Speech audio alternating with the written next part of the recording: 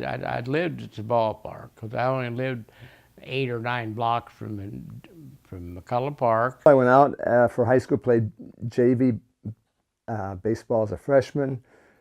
Sophomore, I made the varsity. I collected when I was about 10, 12, and I had a lot of Mickey Mantles and all that, the Dodgers, back in those days. The love for baseball runs deep in the heartland.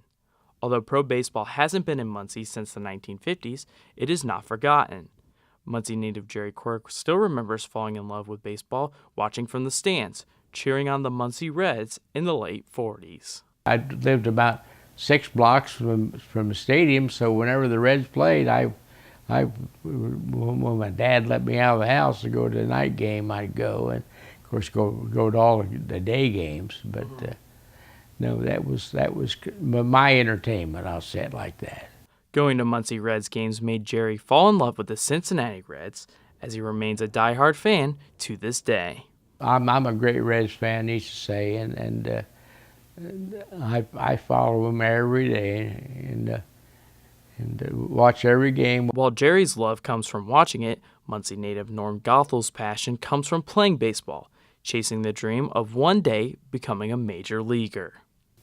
When I was in the Little Leagues, I remember I mentioned earlier that I was in maybe the 5th or 6th grade.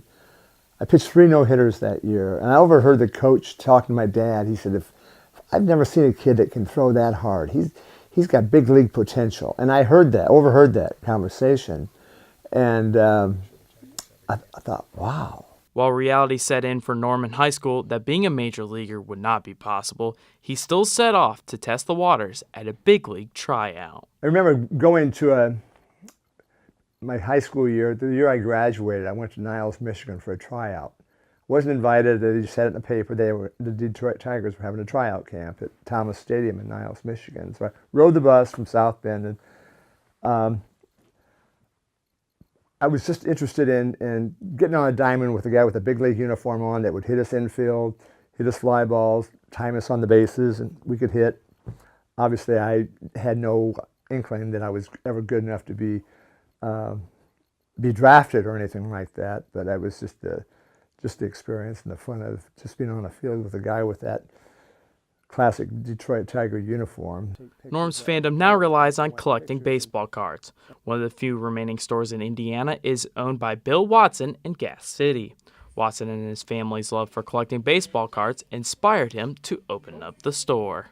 I had 4 kids. I had 2 boys. It was like 8 and 10, and they loved sports. I played college basketball at William Penn College. And I've always been with the sports thing all my life. But kids, I thought to give them a chance to collect. And that's why I kind of decided to open in 1995 in May. Bill isn't as interested in having his own personal collection today, but he finds a passion seeing little kids add to their baseball card collection. It's just a lot of fun to having people coming in getting the right cards, and the kids, just see their eyes big as silver dollars on stuff they see, and just to see that in the kids today it's great. Yeah, kids get a lot of good out when they get hung on to something and see them excited. And that's what it's all about, the kids. While Bill's, Norm's, and Jerry's motives are different, they still find their passion around the love of baseball. I think in life you have to have something that keep you going, and it's a hobby.